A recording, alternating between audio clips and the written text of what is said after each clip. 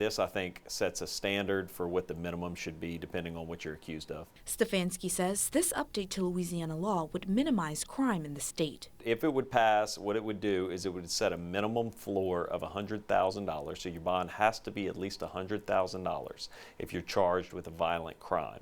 And if you're charged with a violent crime with a gun, it would set the minimum bond at $500,000. The state rep says violent crime is completely out of control and is destroying communities across Louisiana. People are fed up with crime in this state, and specifically violent crime. The only way we're going to get our crime under control is with a buy-in from everyone. He says violent criminals have been acting as if there are no consequences.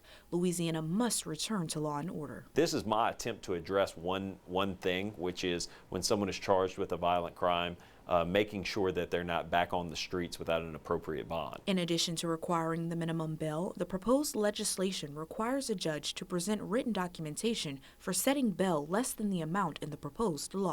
Now, it gives the ability for the judge to go lower than that, but he has to show clear and convincing evidence why it should be lower based on some factors that we have in our law. And additionally, he has to give written reasons on why he thinks it should be lower than that amount.